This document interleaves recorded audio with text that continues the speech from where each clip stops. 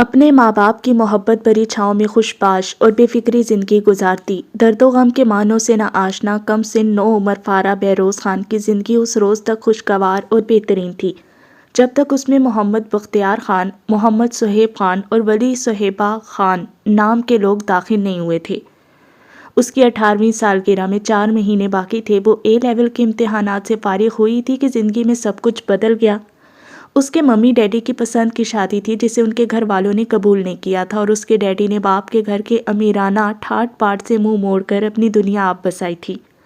یوں لگتا کہ جیسے ان کے سامنے ان کی فیملی کا نام بھی زبان پر لانا سنگین غلطی ہوگی، مگر پھر ایک روز ان سب لوگوں کا ان کے گھر میں ذکر ہوا اور فارہ بہروز خان کی خوشگوار زندگی کا وہ آخری دن تھا۔ ڈیڈی کے چھوٹے بھائی صہیب خان کا انتقال ہو گیا تھا۔ برسوں کی قطع تعلقی کے بعد آغا جان نے انہیں بھائی کی موت کی اطلاع بھجوائی تھی۔ وہ بھائی کے آخری دیدار اور اس کی تدفین میں شرکت کے لیے پشاور چلے گئے تھے۔ وہاں 15 روز قیام کے دوران انہوں نے صرف ایک بار لاہور اپنے گھر بیوی اور بیٹی کو فون کیا، وہ بھی صرف یہ بتانے کے لیے کہ وہ ابھی پشاور ہی میں کچھ روز رہیں گے کیونکہ ان کے والد بہت بیمار ہیں۔ فارہ اور ممی یہاں ان کے لیے پریشان ہوتی رہیں اور وہ وہاں رہتے رہے۔ پھر 15ویں دن انہوں نے فون کر کے فارہ اور ممی دونوں کو اپنے پاس پشاور آنے کو کہا۔ انہیں ایئرپورٹ پر لینے آنے والا دراز قامت اور مضبوط جسامت والا 21-22 سالہ لڑکا تھا جس کی نیلی آنکھیں بالکل اس کے ڈیڈی جیسی تھی۔ وہ لڑکا چند گھنٹوں بعد اس کی زندگی پر کسی عذاب کی طرح مسلط ہونے والا ہے، وہ جانتی نہیں تھی۔ اگر جانتی ہوتی تو شاید ایئرپورٹ سے آغا جان کے گھر آنے کے بجائے واپس لاہور کی فلائٹ پکڑتی۔ ممی اور وہ آغا جان کے عالی شان اور محل نما گھر پہنچی جہاں بستر پر دراز بیمار پڑے آغا جان نے ان دونوں کی زندگی میں پہلی ملاقات ہوئی۔ آگے میرے بچے، وہ انہیں دیکھتے ہی فوراً بولے، فارہ اپنے دادا کے پاس نہیں آؤ گی؟ روہی بیٹا تم وہاں کیوں رک گئی؟ یہاں ہو، کیا ابھی تک مجھ سے ناراض ہو؟ دیکھو تو صہیب کیسے مجھے چھوڑ گیا۔ وہ لیٹے لیٹے ہی ہاتھ کے اشارے سے انہیں اپنے پاس بلاتے ہوئے بولے۔ فارہ انہیں نہیں دیکھ رہی تھی، وہ اپنے ڈیڈی کو دیکھ رہی تھی، شاید ممی بھی انہی کو دیکھ رہی تھیں۔ 15 دن کی دوری کے بعد بھی وہ بیٹی یا بیوی کی طرف نہیں بلکہ اپنے باپ ہی کی طرف متوجہ تھے، ان کے پیر دباتے ہوئے، اسے اور ممی کو یکسر نظر انداز کرتے ہوئے۔ وہ اسے بہت بدلے ہوئے، بہت اجنبی سے لگ رہے تھے۔ پھر کچھ ہی دیر میں وہ اسے اور ممی کو ایک دوسرے کمرے میں لے آئے تھے اور وہاں ان کی زبانی سب بات سننے کے بعد پتہ چلا تھا کہ اسے اور ممی کو یہاں بلوایا کیوں گیا ہے۔ وہ اس کا نکاح اپنے مرحوم بھائی کے بیٹے کے ساتھ فوراً کر دینا چاہتے تھے، جس بھائی سے وہ برسوں سے ملے نہیں تھے، اس کے جس بیٹے کو وہ 15 روز پہلے جانتے تک نہیں تھے۔ وہ اس کے ساتھ آنن پانن بغیر کسی سے پوچھے صلاح مشورہ کیے اپنی بیٹی کی زندگی وابستہ کرنے کا فیصلہ کر چکے تھے۔ ممی اور ڈیڈی کے بیچ شدید جھگڑے کے بعد جب ممی کمرے سے روتی ہوئی چلی گئی تب ڈیڈی بیڈ پر اس کے پاس آ کر بیٹھ گئے۔ اس وقت انہوں نے ممی سے تند لہجے میں کہا تھا کہ وہ بیٹی کے دشمن نہیں، اور کچھ سوچ کر ہی انہوں نے یہ فیصلہ کیا ہے، اور وہ انہیں دیکھتے ہوئے سوچ رہی تھی کہ واقعی اس کے ڈیڈی اس کے دشمن کبھی نہیں ہو سکتے، وہ کبھی اس کے لیے کچھ برا نہیں سوچ سکتے، لیکن پھر آج کیوں وہ اس کے لیے برا سوچ رہے ہیں؟ پر وہ اس کے ڈیڈی کہاں رہے تھے؟ وہ تو بالکل اجنبی لگ رہے تھے، وہ اتنے بدلے ہوئے، اتنے مختلف لگ رہے تھے، اسے لگ رہا تھا جیسے وہ ڈیڈی کے اس ہم شکل سے پہلی بار مل رہی ہو۔ اس کے ڈیڈی تو اتنے نرم خو، صلح جو اور محبت کرنے والے انسان تھے، سختی، تلخی، غصہ اور حکم چلانا یہ سب تو ان کی فطرت میں ہی نہیں تھا۔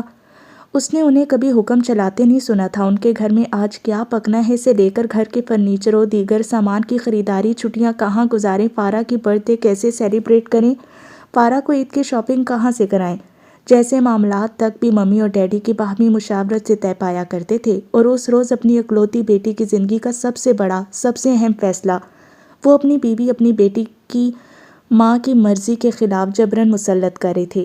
یہ اس کے ڈیڈی نہیں تھے کہ اس کے ڈیڈی ہو ہی نہیں سکتے تھے۔ فارہ تمہیں کیا لگتا ہے تمہارے ڈیڈی تمہارے ساتھ کیا کبھی کچھ برا کر سکتے ہیں؟ اس کے برابر بیڈ پر آ کر بیٹھتے ہی ڈیڈی نے اس کا سر اپنے سینے سے لگاتے آہستگی سے پوچھا۔ ممی سے بات کرتے وقت جو سختی اور تلخی ان کی زبان اور آنکھوں میں تھی، اس سے بات کرتے وقت اس کی جگہ نرمی، محبت اور شفقت نے لے لی تھی۔ فارہ مائی سویٹ ہارٹ، تمہارے ڈیڈی نے زندگی میں بہت غلطیاں کی ہیں، اب ان کا کفارہ ادا کرنا چاہتے ہیں، کیا تم اپنے ڈیڈی کا ساتھ نہیں دو گی؟ ان کی بات نہیں مانو گی؟ وہ رو رہے تھے۔ اس نے بھی اختیار سر اٹھا کر انہیں دیکھا۔ وہ واقعی وہ ڈیڈی نہیں رہے تھے جنہیں وہ جانتی تھی، مضبوط اعصاب کے مالک، بڑی سے بڑی بات پر ٹینشن میں نہ آنے والے، اور آج وہ کیوں اس طرح رو رہے تھے؟ گر ان کا چھوٹا بھائی مر گیا تو اس کا موت کا یہی وقت مقرر ہوگا؟ بھائی کی موت میں ان کا کہاں قصور ہے جسے وہ اپنی غلطی گردان رہتے ہیں؟ برسوں بعد اس گھر میں آئے ہیں تو اتنے برسوں سے ان پر اس گھر کے دروازے اس گھر کے مالک نے بند کر رکھے تھے۔ ان کے باپ نے انہیں گھر بدری کی سزا دی ہوئی تھی۔ اپنا گھر وہ تو نہیں چھوڑ کر گئے تھے جسے اپنی غلطی قرار دے رہے تھے، تو کیا ممی سے پسند کی شادی آغا جان کی حکم عدولی انہیں اپنا گناہ نظر آ رہی تھی؟ بھائی کی موت، آغا جان کی بیماری، برسوں بعد اپنے گھر میں واپسی پر اگر انہیں ممی سے شادی اپنی غلطی نظر آنے لگی تھی تو یہ ان کی وہ سوچ تھی، وہ احساس سے جرم و ندامت تھا جو آغا جان نے بستر پر بیمار پڑ کر ان کے دل میں پیدا کیا تھا، وگرنہ پسند کی شادی نہ جرم ہے نہ گناہ، وہ بھی اس صورت میں جب مطلق العنان اور جابر شہنشاہوں کا سا مزاج رکھنے والا باپ آپ سے یہ چاہے کہ آپ اس کی طے کردہ کسی بچپن کی منگنی کو قبول کریں، نہ کہ اپنی زندگی کا ساتھی خود چننے کی جسارت کر بیٹھیں، اور اگر یہ جسارت کر بیٹھے تو آپ کو آپ ہی کے گھر سے نکل جانے کا حکم سنا دیا جائے، اپنی جائیداد سے آپ کو آگ کر کے سب کچھ چھوٹے بیٹے کے نام کر دیا جائے، اور اپنی ضد پوری کرنے کے لیے اپنی انا کو سر بلند رکھنے کے لیے چھوٹے بیٹے کی اپنی اس بھانجی سے فوراً شادی کروا دی جائے جس سے منگنی توڑنے کا گناہ آپ سے سرزد ہوا ہے۔ یہ میرے مرنے والے بھائی کی خواہش تھی پارا کہ تم اس کی بہو بنو اور ہمارا ٹوٹا رشتہ اس مضبوط رشتے کی بدولت پھر سے جڑ جائے، ہمیشہ ہمیشہ کے لیے مضبوط ہو جائے۔ وہ روتے ہوئے اس کا سر سینے سے لگائے اس سے مخاطب تھے، ایک مرے ہوئے انسان کے لیے وہ اپنی زندہ جیتی جاگتی کم عمر بیٹی کی زندگی کی بھینٹ چڑھانے کو تیار تھے۔ کسی مرے ہوئے انسان کی خواہش پر ایک زندہ انسان کی قربانی دی جا رہی تھی۔ اسے رونا آ رہا تھا۔ آغا جان جو بیٹے کی موت اور اپنی بیماری کو ہتھیار کی طرح اس کی ممی کے خلاف استعمال کر رہے ہیں، ایک کل کی لڑکی جو برسوں پہلے ان سے ان کا بیٹا چھین کر لے گئی تھی، اس لڑکی کو اس جسارت اور گستاخی کی سزا تو دینی تھی۔ وہ بظاہر پارا اور ممی دونوں کے ساتھ بہت اچھے بنے ہوئے تھے، مگر کیا انہیں یہ نظر نہیں آ رہا تھا کہ جبراً جو رشتہ وہ ڈیڈی کے ذریعے مسلط کروا رہے ہیں، ممی اس پر خوش نہیں، پارا اس پر خوش نہیں۔ ممی اور ڈیڈی کے جھگڑے کے 1 گھنٹے بعد اسے ایک سرخ جوڑا اور کئی طرح کے بھاری بھرکم زیورات پہنا کر جو آغا جان نے اپنی سیب سے نکال کر دیے تھے اور جو سارے کے سارے ان کے خاندانی اور بہت قیمتی زیورات تھے، اسے زبردستی دلہن بنا کر ولی صہیب خان کے برابر بٹھا دیا گیا تھا۔ مختصر سے مہمان تھے، صرف خاص اور قریبی رشتہ داروں احباب، کوئی دھوم دھام اور ہنگامہ نہیں تھا کہ 15 دن قبل اس گھر میں ایک موت ہو چکی تھی، فیصلہ ہو چکا تھا، فیصلہ سنایا جا چکا تھا، اس کا کام تو فقط اب صرف گردن اقرار میں ہلا کر سامنے رکھے کاغذوں پر دستخط کرنا تھا۔ خود پر اترے جبر کے اس لمحے کے لیے وہ ڈیڈی اور آغا جان کو کبھی معاف نہیں کر سکے گی۔ کانپتے ہاتھوں سے نکاح نامے پر دستخط کرتے اس نے سوچا تھا، آغا جان مجھے اجازت دے، میں لاہور میں اپنے سارے ادھورے بکھرے کام سمیٹ لوں، ملازمت سے استعفیٰ دے دوں، روحی اپنا اور پارا کا سارا سامان پیک کر لیں، بس پھر ہم واپس یہیں آ جائیں گے۔ ہم اب ہمیشہ آپ کے ساتھ رہیں گے آغا جان، آپ سے وعدہ کرتا ہوں اب زندگی بھر آپ کو چھوڑ کر کہیں نہیں جاؤں گا، آپ کے قدموں میں ساری زندگی گزار دوں گا۔ تیسرے دن جب ڈیڈی نے لاہور واپسی کی بات کی تب آغا جان آنکھوں میں آنسو لیے آئے تھے اور ڈیڈی نے فوراً انہیں واپسی کی وجہ سے آگاہ کر کے ہمیشہ کے لیے یہاں واپس آ جانے کا یقین بھی دلا دیا تھا، جبکہ آغا جان اس کے اور ممی کے ساتھ اچھا بننے کا ڈرامہ کرتے رہے۔ روحی بیٹا، سارے گلے اور رنجشیں اور پچھلی ہر بات بھول جاؤ، تم میرے لیے میری بہو نہیں میری بیٹی ہو۔ وہ لوگ ہمیشہ کے لیے پشاور واپس جانے کے لیے لاہور لوٹ آئے تھے۔ 3 دن پہلے کے شدید جھگڑے کے بعد سے ممی اور ڈیڈی میں بات چیت مکمل بند تھی۔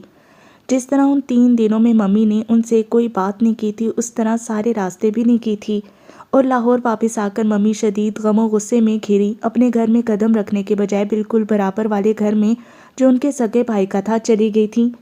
ڈیڈی کو جس طرح ان کی ناراضگی اور غصے کی کوئی پرواہ نہیں تھی، اسی طرح انہیں ان کے ناراض ہو کر بھائی کے گھر چلے جانے سے بھی کچھ فرق نہیں پڑا تھا۔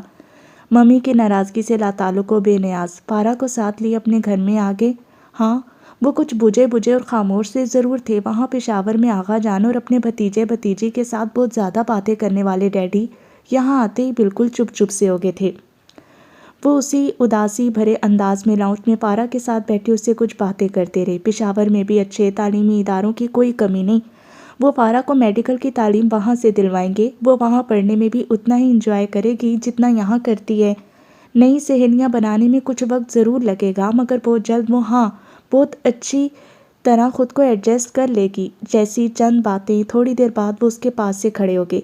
پارا بیٹا اپنا سارا ضروری سامان پیک کر لو، وہ اسے یہ جملہ کہتے اپنے کمرے میں چلے گئے تھے۔ وہ اپنے کمرے میں تھے اور مضطرب اور پریشان لاؤنج میں بیٹھی تھی۔ मम्मी और डैडी के उस झगड़े में वो किसका साथ थे? मम्मी नाराज होकर तजम्मुल मामू के घर चली गई हैं। वो पेशावर आगा जान के घर मुस्तकिल रहाइश इख्तियार करने किसी कीमत पर नहीं जाएंगी, ये बिल्कुल वाज़ेह था। और डैडी अब वहाँ जाने के अलावा कहीं और रहाइश इख्तियार करेंगे नहीं। वो उन दोनों में से किसका साथ दे, किसकी बात मानेगी, किसकी हुक्म अदूली करेगी? माँ या बाप में से किसी एक का इंतखाब ये किस तरह मुमकिन था? ये किस तरह हो सकता था? वो बहुत उलझन और बेचैनी के आलम में गुमसुम सी बैठी थी। इस दौरान दोपहर से शाम, शाम से रात और रात से अगली सुबह होगी। ना मम्मी तजम्मुल मामू के घर से वापस आई और ना डैडी अपने कमरे से बाहर निकले। अब क्या होने वाला था? ज़िंदगी अब न जाने क्या रुख दिखाने वाली थी, मगर ये तो वाज़े नज़र आ रहा था कि ज़िंदगी अब दोबारा कभी पहले जैसे नहीं हो पाएगी। और वाकई ज़िंदगी फिर दोबारा कभी पहले जैसी हो भी नहीं पाई थी। सुबह जब काफ़ी देर हो गई और डैडी अपने कमरे से बाहर ना निकले, तब वो उनके कमरे के दरवाजे पर आई। दस्तक का कोई जवाब नहीं था। वो दरवाज़ा खोलकर अंदर दाखिल हुई तो हाँ, डैडी का सिर्फ जिस्म था। उनकी रूह एक दूसरी दुनिया की तरफ परवास कर चुकी थी। उनकी राइटिंग टेबल पर उनके हाथों का टाइप शुदा वो इस्तीफ़ा रखा था जिस पर उनके दस्तखत थे। उसी दिन की तारीख थी जिसकी सुबह को वो इस दुनिया में मौजूद ही नहीं थे कि अगर ज़िंदा रहते तो आज उन्हें इस्तीफ़ा अपने ऑफिस जाकर देना था। उस इस्तीफ़े के साथ कमरे में अलमारियों में से भी तमाम सामान निकालकर सूटकेसों और बैग्स में भर कर रखा हुआ था। कुछ वो सामान भी था जिसे पैक करने की शायद उन्हें मोहलत नहीं मिल पाई थी। वो सब कारपेट, सोफ़ों और बेड पर बिखरा पड़ा था। ये सारी पैकिंग यही जाहिर कर रही थी कि वो दोपहर से रात तक यही काम करते रहे थे, अपने आगा जान के पास जाने की तैयारी करते रहे थे। डॉक्टर का कहना था कि रात के आखिरी पैर किसी वक्त उनका इंतकाल हुआ था। न जाने किस किस ना करता गुनाह का बोझ अपने दिल पर लिए वो यूं खामोशी से रुखसत हो गए। कल दोपहर लाउंज में उसके पास से उठने वाले डैडी अब दोबारा कभी उसके पास नहीं आएंगे, उससे बात नहीं करेंगे। वो सदमे से बदहवास हो गई थी। वो पागलों की तरह दीवारों से सर टकराती, धाड़ें मार मार कर रो रही थी। डैडी से अपने उस जबरी निकाह और मम्मी से झगड़ा करने पर वो दिल ही दिल में नाराज़ थी और वो उसे मनाए बगैर ही चले गए थे। अब वो किससे नाराज़ हो, किससे शिकवा करे? डैडी से शदीद नाराज़ और बदगुमान भाई के घर चली जाने वाली मम्मी सर पर बेबकी की चादर लिए सदमे से बदहाल अपने घर वापस आ गई थीं। उनकी हंसती मुस्कुराती ज़िंदगी में आग लगा देने वाले, उनसे उनका सुहाग छीन लेने वाले, उनकी बेटी को यतीमी का दुख देने वाले मोहम्मद बख्तियार ख़ान को वो कभी माफ़ नहीं करेंगी। वो रोते हुए चीख चीख कर कह रही थीं। फिर आगा जान वहाँ आ गए थे। वो डैडी की मैयत पेशावर ले जाना चाहते थे। मम्मी उन्हें इस बात की इजाज़त कभी भी ना देती, मगर तजम्मुल मामू के समझाने बुझाने पर वो बहालत मजबूरी इस बात के लिए आमादा हुई। डैडी की आखिरी रसूमात पेशावर में उनके आबाई घर में अदा की गई थीं। उन्हें उनकी माँ और भाई के पहलू में सुपुर्द खाक कर दिया गया था। तजम्मुल मामू ने मम्मी और फारा को संभाला था। वो लोग तदफीन के बाद वहाँ एक पल नहीं रुके थे। उनकी ज़िंदगी उजड़ गई थी, उनका घर बिखर गया था, मम्मी से उनका सुहाग छिन गया था, फारा के सर से बाप का साया उठ गया था। मोहम्मद बख्तियार ख़ान से शदीद नफ़रत लिए मम्मी और फारा वापस लाहौर अपने घर आ गई। डैडी के इंतकाल के महीना भर बाद आगा जान वली के साथ उनके घर आए थे। वो उसे और मम्मी को अपने घर अपने साथ ले जाने आए थे। मम्मी ने उनके साथ जाने से कतई इनकार कर दिया था, फिर भी वो इसरार किए जा रहे थे। मैंने तुम्हें बहैसियत बहू कबूल ना करके ज़िद और हठधर्मी दिखाई थी। मैं आला ज़र्फ़ नहीं था बेटा, तुम आला ज़र्फ़ हो जाओ, अपने घर चलो, तुम्हारा घर तुम्हारा मुंतज़िर है, तुम वहाँ की बहू हो। वो मम्मी से मोहब्बत जिता रहे थे, फारा पर वालहाना चाहत निछावर कर रहे थे। उससे उसके बाप को छीन कर, मम्मी से उनके शोहर को जुदा करवा कर अब वो यहाँ क्या लेने आए थे? क्यों ये झूठी मोहब्बतें जिता रहे थे? वो उन्हें देखते हुए दिल में शदीद गम और गुस्सा महसूस करते हुए सोच रही थी। मम्मी ने उनके साथ जाने से कतई और वाज़ेह अल्फाज में इनकार कर दिया था, फिर भी वो हिम्मत नहीं हार रहे थे। वो मुसलसल उन्हें साथ ले जाने पर आमादा करने की कोशिश करते। कई माह से उनके घर आ रहे थे, फ़ोन पर फ़ोन कर रहे थे। फारा को उनसे और उनसे जुड़ी हर शय से नफ़रत होती। उसे वली सुहेब खान से नफ़रत होती जो लाहौर आमद पर हर बार उनके साथ होता और उसे ये याद दिलाता कि मरने से पहले ही वो लोग उसके डैडी को उसे छीन चुके थे, मम्मी से छीन चुके थे। उन दिनों मम्मी आगा जान और वली के बार बार अपने घर के चक्रों से सख्त खौफजदा हो गई थी। कहीं आगा जान उस निकाह को मजबूत दलील बनाकर हक जिताकर फारा को ज़बरदस्ती अपने साथ ले जाने की कोशिश न करें। फारा भी घर से बाहर कदम रखते हुए खौफ महसूस करती थी कि कहीं मम्मी के मुसलसल इनकार से ज़िद में आकर आगा जान उसे वली के ज़रिए अगवा न करवा लें, उसे ज़बरदस्ती पेशावर न ले जाएं। وہ راتوں کو خوف کے مارے اٹھ کر بیٹھ جایا کرتی۔ دکھوں اور خوف سے بھرے ان دنوں میں میڈیکل کالجز میں داخلے شروع ہو گئے تھے، اور داخلے شروع ہوتے ہی آغا جان ولی کو ساتھ لیے ایک بار پھر ان کے گھر پر موجود تھے۔ یہ کہتے کہ ممی پشاور جانے پر آمادہ نہیں تو ٹھیک ہے، وہ فارا کو یہیں میڈیکل کالج میں داخلہ کروا دیتے ہیں، اور یہ بھی کہ ان کی بہو اور پوتی اب مکمل طور پر ان کی ذمہ داری ہیں، لہٰذا فارا کے تعلیمی اخراجات ہوں یا ان کے گھریلو اخراجات، وہ سب پورا کرنا اب ان کی ذمہ داری ہے۔ ممی ابتدا میں ان سب سے انکاری ہوئی تھی، انہوں نے پیسے کے حوالے سے بھی آغا جان سے کوئی تعلق رکھنے سے انکار کر دیا تھا، مگر پھر تجمل ماموں نے انہیں سمجھایا تھا کہ وہ اس ضد اور اکڑ میں اپنی بیٹی کو اس کے جائز اور قانونی حق سے محروم کر رہی ہیں۔ محمد بختیار خان کی دولت جائیداد پر کیا صرف سہیب خان اور اس کے بچوں کا حق ہے؟ فارا کا بھی اس پر پورا حق ہے، بلکہ سہیب خان کے بچوں سے زیادہ ہی ہے کہ آغا جان نے برسوں اس کے ڈیڈی کو ان کے ہر جائز اور قانونی حق سے محروم رکھا تھا۔ آغا جان فارا کی پڑھائی کا خرچہ اٹھائیں یا ان کے گھریلو اخراجات کی ذمہ داری لیں تو یہ کوئی احسان نہیں بلکہ صرف ان کا فرض ہے۔ آخرکار ممی تجمل ماموں کی بات مان گئی تھی۔ پھر ان کے تجمل ماموں کی موجودگی ہی میں آغا جان سے بہت طویل مذاکرات ہوئے تھے، اور پھر اس سے اگلے روز آغا جان اسے میڈیکل کالج کے داخلہ فارم دلوانے اور اس کے نام ایک بینک اکاؤنٹ کھلوانے اسے اپنے ساتھ لے گئے۔ ولی ہمیشہ کی طرح ان کے ساتھ تھا، انہوں نے اسے داخلہ فارم دلوایا، خود ساتھ بیٹھ کر اس کے ساتھ فارم بھروایا۔ وہ اس کے ساتھ انتہا سے زیادہ محبت اور شفقت سے پیش آ رہے تھے۔ وہ صرف ممی کے کہنے پر ان کے ساتھ آئی تھی، مگر ان کی محبتوں کا یہ مظاہرہ اس کے دل کو کچھ عجیب سی کیفیت سے دوچار کر رہا تھا۔ جس روز تم ڈاکٹر بن جاؤ گی نا فارا، بہروز کی روح بہت خوش ہوگی۔ تمہیں ڈاکٹر بنانے کی اسے بہت خواہش تھی۔ پھر وہ اسے اپنے ساتھ بینک لے آئے۔ وہ اس کا اور ولی کا ایک جوائنٹ اکاؤنٹ کھلوا رہے تھے، اور اس عمل کی اسے یہ توجہ دے رہے تھے کہ ایک اکیلے آدمی کے مقابلے میں جوائنٹ اکاؤنٹ زیادہ بہتر رہتا ہے، اور پھر ابھی وہ بہت چھوٹی بھی ہے، بینکنگ سے متعلق معاملات تنہا سنبھالتے شاید گھبرا جائے۔ وہ اس وقت تو کچھ بھی نہ سوچ سکی تھی کہ ان کی محبتوں کے حصان میں جکڑ گئی تھی، مگر گھر آ کر اس نے جب سنجیدگی سے سوچا تو خیال آیا کہ جوائنٹ اکاؤنٹ ہی کھلوانا تھا تو وہ اپنا اور فارا کا جوائنٹ اکاؤنٹ کھلوا سکتے تھے، یا اس سے بھی بہتر تھا کہ ممی کا اس کے ساتھ اکاؤنٹ کھلوا دیتے۔ اور سب سے بڑی بات، کسی نئے اکاؤنٹ کے کھلوائے جانے کی ضرورت کیا تھی؟ ممی کا اپنا پہلے ہی سے ایک بینک اکاؤنٹ موجود ہے۔ اگر وہ بہو اور پوتی کو اپنی ذمہ داری سمجھتے ہیں، خود کو ان کا سرپرست قرار دیتے ہیں، تو وہ ممی کے اس اکاؤنٹ میں ہر ماہ ان کے اخراجات کے لیے رقم ڈلوا دیا کرتے۔ بہو کے ہوتے پوتی کو فوقیت دے کر کیا وہ ممی کو ان کے اوقات یاد دلانے کی کوشش کر رہے تھے؟ انہیں ذلیل و بے عزت کرنا چاہتے تھے؟ پوتی میرا خون ہے اور تم بالکل غیر، میری نگاہوں میں تمہاری کوئی حقیقت نہیں۔ وہ اس روز کے بعد بھی مسلسل اس سے ملتے رہے تھے، اس کے داخلے سے متعلق تمام امور ولی کے ذریعے انجام دلواتے رہے تھے۔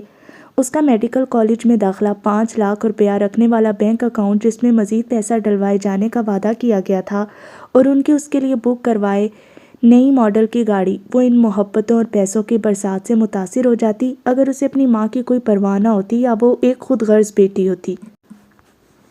اس کی ماں کو ذلیل کر کے کیا وہ سمجھتے تھے کہ اس کی محبت جیت لیں گے؟ اس کا داخلہ کروا دینے کے بعد وہ واپس چلے گئے تھے، اور پھر وہ خود تو نہیں آتے تھے، البتہ ان کی فون کالز اس کے پاس ہر 2-3 مہینے بعد ضرور آتی تھیں، جن میں اس کی خیریت پوچھی جاتی، پڑھائی کا احوال دریافت کیا جاتا، کچھ چاہیے تو نہیں، اور ادھر ادھر کی کچھ مختصر گفتگو ہوتی۔ وہ ان سے تہذیب و شائستگی سے مگر بہت فاصلہ رکھ کر بات کرتی تھی، جتنا وہ پوچھتے صرف اتنا جواب دیتی۔ ان فون کالز کے ساتھ وہ ہر ماہ اس کے اکاؤنٹ میں خطی رقم ڈلوایا کرتے۔ وہ کالج جاتی تھی، مگر پڑھائی سے اس کا دل اچاٹ سا ہو گیا تھا۔ وہ پہلی سی زندہ دل اور ہنسنے ہنسانے والی لڑکی بھی نہیں رہی تھی۔ وہ خود کو بڑی مشکلوں سے کتابوں، پڑھائی اور کالج میں گم کرنے کی کوشش کرتی، یہ سوچ کر کہ اسے ڈاکٹر بنانا اس کے ڈیڈی کا ایک بہت بڑا خواب تھا۔ یہ خواب کبھی اس کا بھی تھا، مگر اب وہ صرف ڈیڈی کے خوابوں کو پورا کرنے کے لیے دن رات پڑھتی اور محنت کرتی۔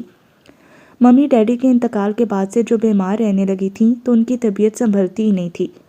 وہ پہروں اداس اور خاموش بیٹھی رہتی، وہ گھنٹوں روتی رہتی۔ وہ ان کی بیٹی تھی، وہ ان کے دکھوں کو سمجھ سکتی تھی۔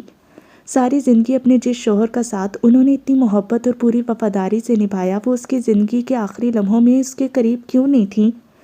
ان کا شوہر ان سے خفا، کچھ کہے سنے بغیر کیوں اس دنیا سے چلا گیا؟ کیا وہ اچھی بیوی نہیں تھیں؟ کیا وہ شوہر کی وفادار نہیں تھیں؟ پھر ان کے حصے میں یہ کبھی نہ ختم ہونے والا دکھ اور پچھتاوا کیوں آیا؟ کس کے سبب آیا؟ کس کی وجہ سے آیا؟ صرف اور صرف ایک شخص۔ ممی یا کمرہ بند کر کے روتی رہتی یا ایک دم اتنی بیمار پڑ جاتی کہ تجمل ماموں اور معیز انہیں لیے اسپتال بھاگتے۔ وہ خوفزدہ اور پریشان جب اپنی روتی اور بیمار ماں کو دیکھتی تو فون پر خود سے محبتیں جتاتے دادا سے اسے مزید شکایتیں اور گلے پیدا ہو جاتے۔ دکھوں سے بھرے ان روز و شب میں تجمل ماموں اور ان کی فیملی میں ان کا بہت ساتھ دیا تھا۔ اس کے ایک ماموں اور ایک ہی خالہ تھیں۔ خالہ شادی ہو کر برسوں سے کینیڈا میں مقیم تھیں۔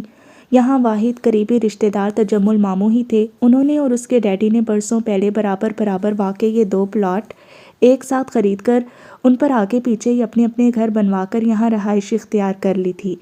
ڈیڈی کے انتقال کے بعد بہن اور بھانجی کی تنہائی اور اکیلے پن کو دیکھتے تجمل ماموں نے دونوں گھروں کے بیچ کی دیوار میں ایک حصہ توڑوا کر اس میں ایک چھوٹا سا گیٹ لگوا دیا تھا جو ہر وقت کھلا رہتا تاکہ وہ اور ممی خود کو تنہا محسوس نہ کریں اور انہیں تحفظ کا احساس بھی رہے۔ وہ دادا کا تجمل ماموں کے ساتھ موازنہ کیا کرتی۔ تجمل ماموں اور معیز جو ممی کی ایک آواز پر ان لوگوں کے پاس موجود ہوتے تھے وہ ہر لمحہ ان کی خبر گیری کو موجود رہا کرتے تھے۔ معیز تقریباً ہر رات اپنے گھر کا اپنا کمرہ چھوڑ کر ان کے گھر سونے آ جاتا۔ اس کے ہونے سے تحفظ کا احساس ہوتا تھا۔ کسی مرد کے سہارے کے بغیر وہ ماں بیٹی تنہا کیسے جئیں گی؟ ممی اکثر اس بات پر ہوتی، اللہ سے شکوے کرتی کہ اس نے انہیں بیٹی کے ساتھ ایک بیٹا بھی کیوں نہیں دیا۔ ان کی ایسی باتوں پر معیز بارہا انہیں یقین دلاتا کہ وہ ان کا بیٹا ہے اور وہ انہیں زندگی میں کبھی بیٹے کی کمی محسوس نہیں ہونے دے گا۔ وہ ممی کے لیے بھتیجے سے بیٹا بن گیا تھا۔ وہ ان کا احترام بھی کرتا اور ہر مشکل میں ان کے ساتھ کھڑا بھی ہوتا۔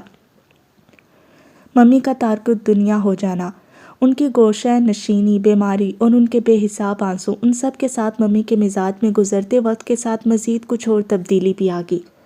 وہ حد سے زیادہ حساس اور زد و رنج ہو گئی تھیں۔ وہ معمولی باتوں پر چڑھ جاتی، ناراض ہو جاتی، رونا شروع کر دیتی۔ اس کی کسی چھوٹی سی بات پر بھی جو انہیں ناگوار گزرتی چیخنا چلانا شروع کر دیتی، ان سے خفا ہو جاتی، اپنا بی پی بڑھا لیتی۔ ان سے اختلاف رائے تو کیا، وہ کسی عام سے گھریلو معاملے پر اظہار رائے ہی کی جرأت کر بیٹھتی تو وہ غصے میں آ جاتی، اس پر چلانے لگتی۔ وہ اپنے دادا کی دولت سے متاثر ہے اور انہیں چھوڑ کر دادا کے پاس چلے جانا چاہتی ہے۔ وہ ہر دم اس پر شک کیا کرتی، اس سے مشکوک رہا کرتی کہ وہ انہیں اکیلا چھوڑ کر دادا کے پاس چلی جائے گی۔ وہ انہیں اپنی محبت کا کیسے یقین دلائے، وہ اکثر اکیلے میں رو پڑتی۔ ممی کو انتہائی سخت غصہ آنے لگا تھا اور ان کے غصے کو اگر کوئی قابو کر پاتا تو وہ صرف معیز تھا۔ انہیں اگر کوئی بات کوئی سمجھا پاتا تو صرف معیز۔ پارا اپنی ہر بات اور ہر کیفیت ممی تک پہنچانے کے لیے معیز سے مدد لیتی۔ وہ اس کی مدد کرتا۔ ممی سے دوری، اپنے گھر کی تنہائی، کسی دوست، کسی ہمدم، کسی کی شدید کمی کے انہی ماہو سال میں اس کی معیز سے دوستی ہوگی۔ اپنے سے 7 سال بڑے ماموں زاد کزن سے وہ دل کی باتیں کرنے لگی۔ وہ ڈیڈی کی زندگی میں صرف اس کا کزن تھا، مگر ان کے بعد تنہائیوں اور آزمائشوں کے سالوں میں اس کا دوست بن گیا۔ وہ اپنی ہر پریشانی، ہر مشکل اور ہر الجھن اس سے شیئر کرنے لگی۔ ممی تک کوئی بات پہنچانی ہے تو معیز کا سہارا لیتی اور خود کو کوئی مشورہ درکار ہے تو معیز سے رجوع کرتی۔ وہ اس سے 7 سال بڑا تھا، اس لیے جب وہ 19-20 سال کی اممیچور عمر سے گزر رہی تھی تب وہ تعلیم مکمل کر کے اپنا کیریئر بنا چکا تھا، خود کو اسٹیبلش کر چکا تھا۔ وہ اس کے خاندان کا سب سے لائق اور قابل لڑکا تھا۔ معاشیات اور شماریات میں ڈگریز لینے کے بعد بھی اس کا تعلیمی سفر ختم نہیں ہوا تھا۔ وہ ہر آن کچھ نہ کچھ نیا سیکھنے میں مصروف رہا کرتا۔ آغا جان کا باقاعدگی سے پیسے بھجوانا اور 2-3 ماہ بعد کی فون کالز، ان 2 معاملات سے ہٹ کر انہوں نے اس کے نکاح یا رخصتی کے حوالے سے کبھی کچھ نہیں کہا تھا، مگر وہ اس نکاح کو یاد کر کے روز اول ہی کی طرح ڈر جایا کرتی تھی۔ آگے کیا ہوگا اسے شدید خوف محسوس ہوتا۔ اس سے بات بے بات ناراض رہنے اور غصہ کرنے والی ممی کو بھی اس بات کی بے حد فکر رہتی کہ فارا کے مستقبل کا کیا ہوگا۔ وہ اپنی بیٹی محمد بختیار خان کے خاندان میں نہیں دیں گی، یہ تو طے تھا۔ فارا کی طلاق یا خلا ایک بالکل طے شدہ بات تھی، مگر انہیں اس بات کی فکر لاحق ہوتی کہ طلاق کا داغ لگنے کے بعد ان کی بیٹی کا مستقبل ہوگا کیا، اس کی شادی کہاں ہوگی، کیسے ہوگی۔ ایسے ایک موقع پر جب ممی اس کے مستقبل کے حوالے سے سخت پریشان اور آزردہ ہو رہی تھی تب تجمل ماموں نے انہیں تسلی دی کہ وہ فارا کے مستقبل کی طرف سے بے فکر ہیں۔ فارا کو وہ اپنی بہو بنائیں گے اور ان کی خواہش سے بڑھ کر کہ یہ خود معیز کی خواہش ہے۔ ممی نے بے حد خوشی کے ساتھ تجمل ماموں کے دیے معیز کے اس رشتے کو قبول کر لیا تھا۔ فارا اس بات پر حیران بھی ہوئی تھی اور خوش بھی۔ وہ معیز کے لیے کزن اور دوست سے بھی بڑھ کر کچھ خاص مقام حاصل کر گئی ہے، یہ تو اس کے کہے بنا ہی وہ سمجھتی تھی، مگر یہی بات تجمل ماموں کے ذریعے باضابطہ ممی تک پہنچ جانا اور اس کا قبول بھی کر لیا جانا۔ وہ خوش ہونا چاہتی تھی کیونکہ معیز میں وہ تمام خوبیاں موجود تھیں جو کوئی بھی لڑکی اپنے شریک سفر میں چاہ سکتی ہے، مگر وہ کیسے خوش ہوتی؟ پرواز کی خواہش سے پہلے اس کے پر کاٹ دیے گئے تھے، خوشی کا احساس پانے سے پہلے ہی اس سے خوشیاں چھین لی گئیں۔ اگر ولی صہیب خان کا خوف کسی آسیب کی طرح اس کے وجود پر مسلط نہ ہوتا تو وہ بے خوف و خطیر معیز کے خواب دیکھتی، خوشیوں کے خواب دیکھتی، مگر اب تو خواب دیکھتے بھی ڈر لگتا تھا۔ کیا ولی صہیب خان کبھی اس کا پیچھا چھوڑے گا؟ کیا کبھی وہ اس جبر کے رشتے سے نجات حاصل کر پائے گی؟ وہ سوچتی اور بہت روتی۔ گھر کا سربراہ نہ رہے تو گھر کا شیرازہ کس طرح بکھرتا ہے۔ وہ اپنے گھر کو دیکھتی تو بہت اداس ہوتی، بہت کڑتی۔ ڈیڈی کے بعد بتدریج تبدیل ہوتا ان کے گھر کا ماحول اس کے میڈیکل کے آخری سالوں کے آتے آتے مکمل طور پر تبدیل ہو گیا تھا۔ ممی نے زہرا مامی کے ساتھ ایک NGO جوائن کر لی تھی، وہ سوشل ورک میں مصروف رہنے لگی تھیں، گھر کو مکمل طور پر نوکروں کے رحم و کرم پر چھوڑ دیا تھا۔ ڈیڈی کی زندگی میں جس گھر میں سوائے صبح سے رات تک کام کرنے والی ایک اکلوتی ملازمہ کے کوئی نوکر نہیں تھا، ممی نے وہاں نوکروں کی فوج جمع کر ڈالی تھی۔ آغا جان کے جس پیسے کو ابتدا میں وہ ہاتھ لگانا بھی حرام سمجھتی تھیں اور وہ صرف پارا کی تعلیم یا پھر انتہائی ناگزیر گھریلو اخراجات کے لیے استعمال ہوتا تھا، انہوں نے اسے بے دریغ خرچ کرنا شروع کر دیا۔ وہ ہر دوسرے دن اس سے چیک کٹواتی، کبھی 25,000، کبھی 50,000، کبھی 70، کبھی 80 اور کبھی لاکھ۔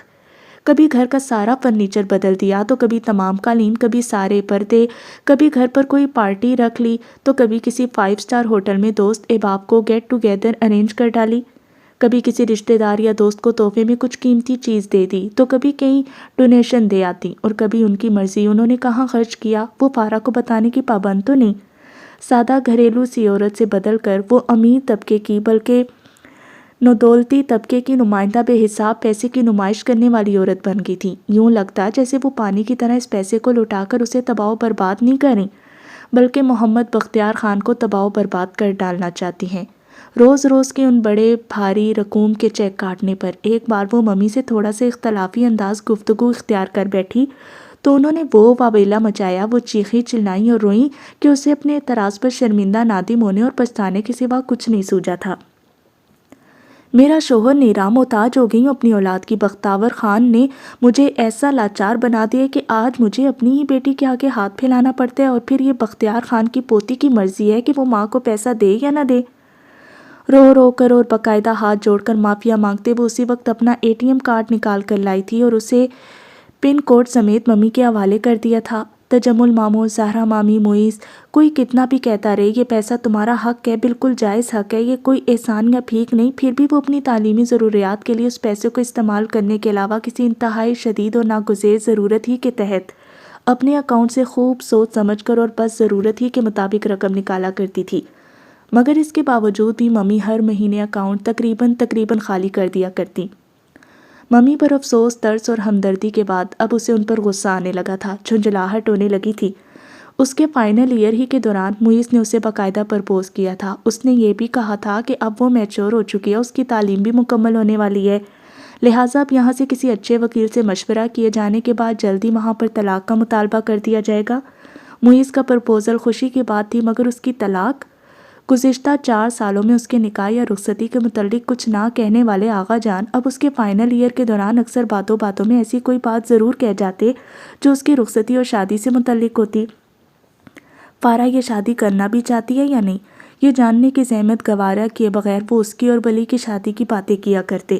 زبردستی کا نکاح اور زبردستی کی شادی واقعی آغا جان کی محبت مطلق العنانی والی محبت تھی۔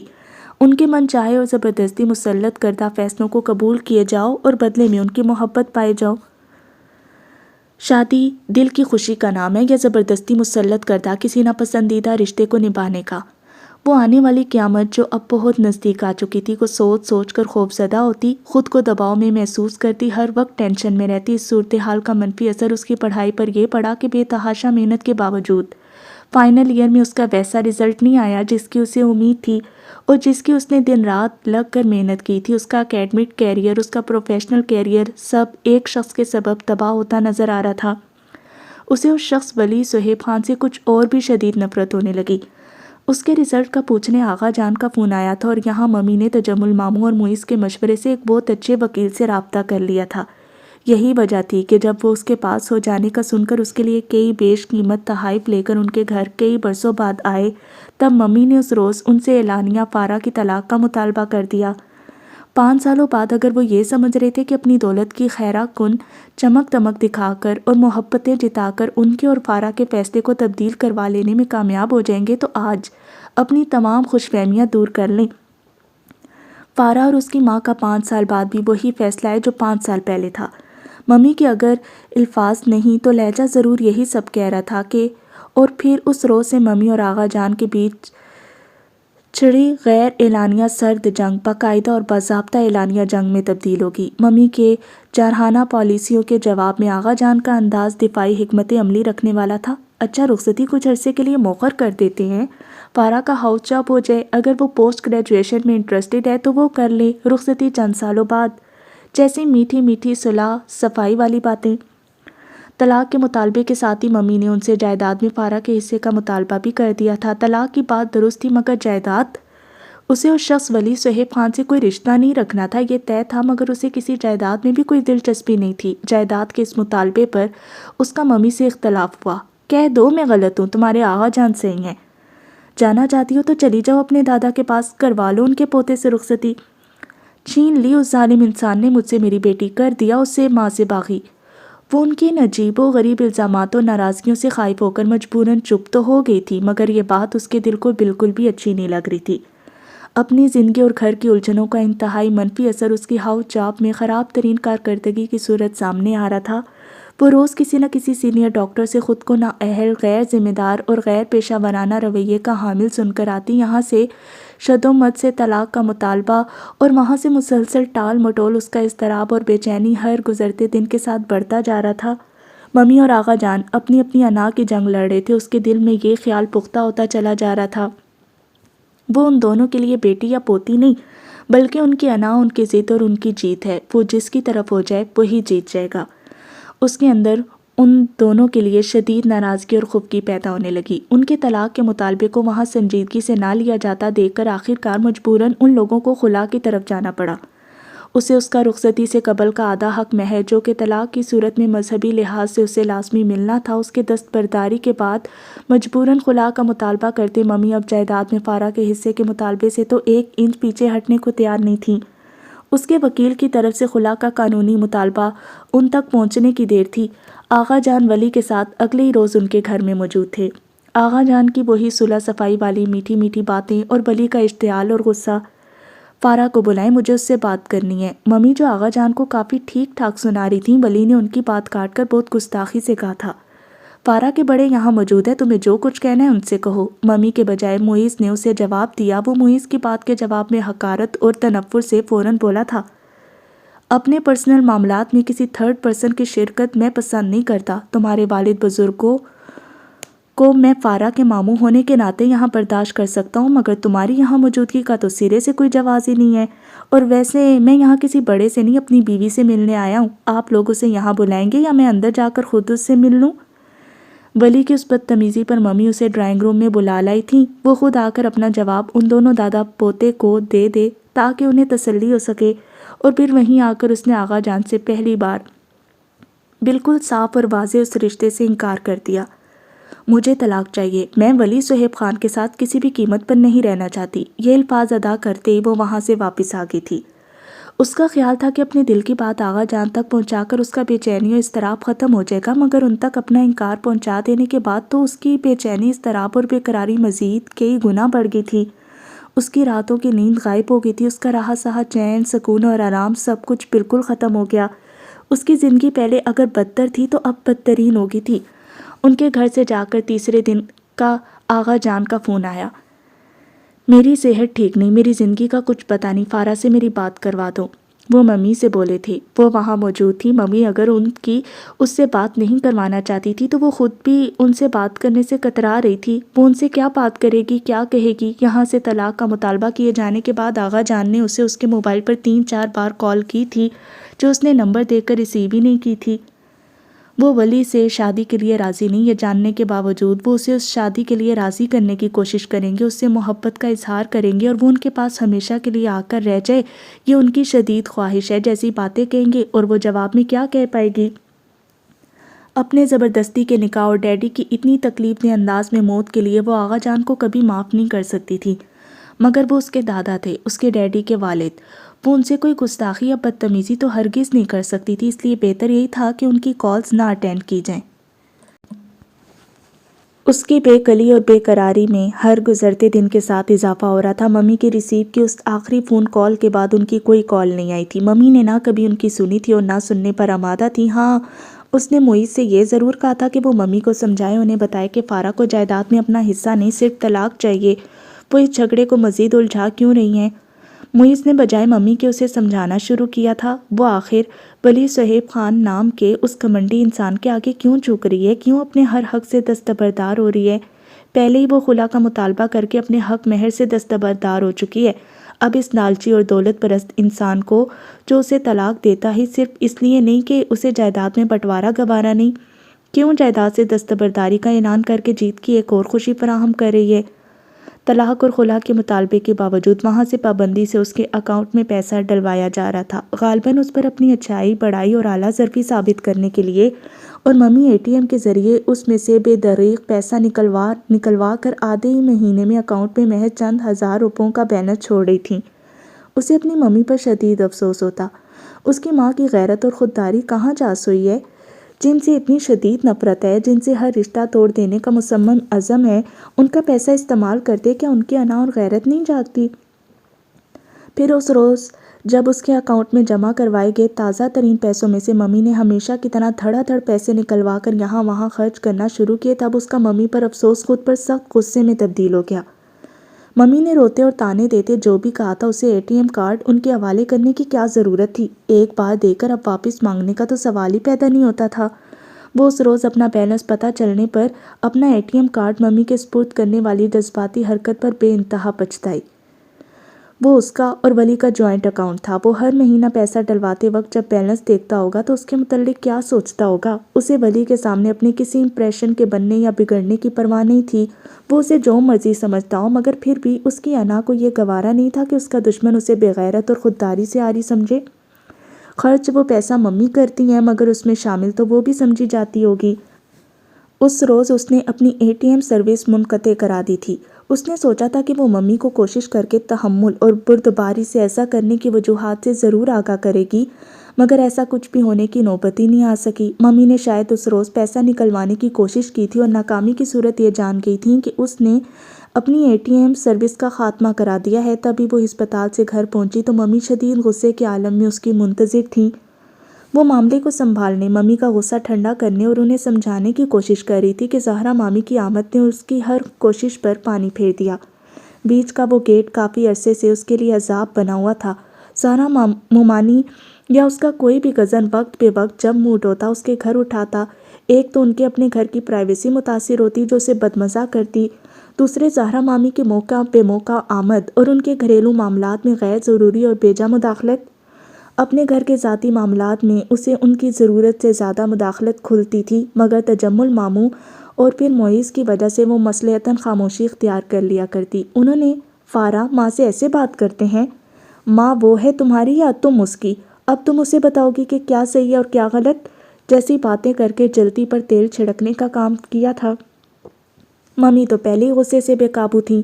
ان ہمدردانہ جملوں کے بعد تو پھر وہ کسی صورت کچھ سننے اور سمجھنے پر آمادہ نہیں تھی۔ مزید قصور اس سے یہ سرزد ہو گیا کہ وہ ممی کے جائیداد کے مطالبے کے متعلق ناپسندیدگی بلکہ اپنی مخالفت ظاہر کر بیٹھی، اور یہ اس کی کھلی نافرمانی اور بغاوت تھی۔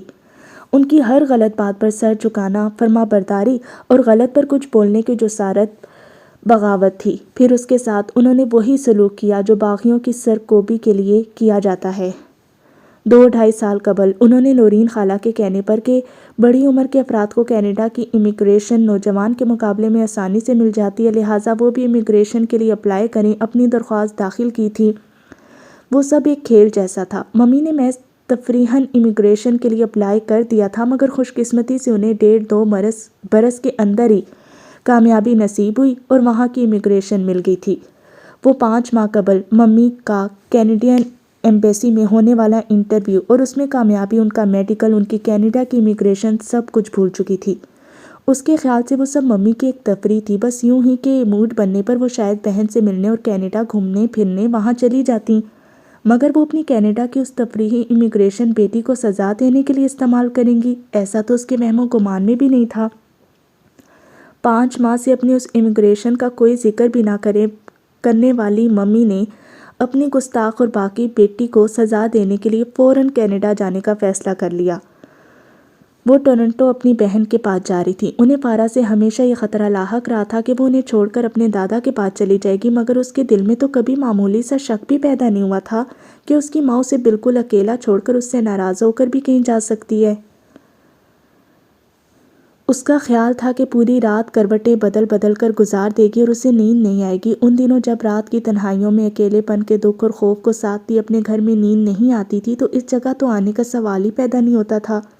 یہ جگہ تو مرکز و منبع تھی اس کے تمام دکھوں اور خوفوں اور ٹینشن کا، مگر سوچتے، الجھتے، بے تحاشا روتے، نہ جانے رات کے کس پہر اس کی آنکھ لگی، ایسی گہری نیند کہ جس کروٹ وہ سونے لیٹی تھی اسی کروٹ جاگی تھی۔ بند پردوں اور کھڑکیوں کے اس پار ایک نیا دن طلوع ہو چکا ہے۔ پردوں کی جھریوں سے ہلکا ہلکا جھانکتا اجالا خبر دے رہا تھا، شاید گزشتہ کئی راتوں کی ادھوری نامکمل نیند اسے یوں غافل کر گئی کہ وہ بے فکری سے سو گئی۔ اپنے دونوں بیگ اور سوٹ کیس اسے سامنے رکھے نظر آ رہے تھے۔ وہ بیڈ سے اٹھی، سوٹ کیس میں سے اپنا ایک جوڑا نکالا اور فریش ہونے باتھ روم میں گھس گئی۔ نہا کر لباس تبدیل کر لیا، بال سکھا لیے، بنا لیے، کٹے ہوئے بالوں کو بنانا کیا تھا، انہیں کیچن میں جکڑ لیا۔ اب پردے کھول کر کھڑکی سے باہر جھانکتے وہ سوچ رہی تھی کہ کیا کرے۔ اس گھر سے اس کا ایسا تعلق نہیں تھا کہ بے تکلفی سے گھومنا شروع کر دے۔ اس کے کمرے کی کھڑکی سے گارڈن پورا کا پورا بہت واضح نظر آ رہا تھا۔ صبح کا صاف شفاف منظر، ہرے بھرے پیڑ، پتے، پھول، پھلوں سے لدے درخت، اس قدرتی منظر کی یہ رعنائی اس کے دل و دماغ کو سکون بخشنے لگی۔ وہ رات کے مقابلے میں اس وقت خود کو زیادہ پرسکون اور زیادہ بہتر محسوس کر رہی تھی۔ اپنے یہاں آنے کے فیصلے پر پچھتانے اور الجھنے کے بجائے اس وقت وہ یہ سوچ رہی تھی کہ صحیح یا غلط، جب وہ یہاں آنے کا فیصلہ کر کے یہاں آ چکی ہے تو اب اسے باقاعدہ انداز میں اپنے اس فیصلے کو نبھانا چاہیے۔ وہ آغا جان سے کوئی جھوٹ نہیں بولے گی، فی الحال ولی کے ساتھ طے کی اپنی بات نبھاتے خاموش رہے گی، مگر ان 3 مہینوں کے آخر تک آتے آتے وہ آغا جان کو یہ ضرور باور کرا دے گی کہ جو رشتہ برسوں پہلے انہوں نے جوڑا تھا وہ اس سے ناخوش ہے اور اس کا خاتمہ چاہتی ہے، لڑائی جھگڑے اور بدمزگی کے ساتھ نہیں بلکہ خوش اسلوبی کے ساتھ۔ وہ اس کے دادا ہیں، اس کے بزرگ، اور اس کے لیے قابل احترام بھی ہیں اور وہ ہمیشہ ان سے ملا بھی کرے گی اگر وہ اس رشتے کو باوقار اور مؤدبانہ انداز میں ختم ہونے دیں۔ اگر یہ سارا معاملہ خوش اسلوبی سے حل ہو جائے تو یہ 3 مہینے کوئی لمبا عرصہ تو نہیں۔ دروازے پر دستک دی گئی تھی۔ اس نے دروازہ کھولا تو سامنے ایک ملازمہ کھڑی تھی، باادب سے انداز میں اسے ناشتہ لگ جانے کی اطلاع دینے۔ کمرے سے نکل کر سیڑھیاں اترتی وہ نیچے آ گئی۔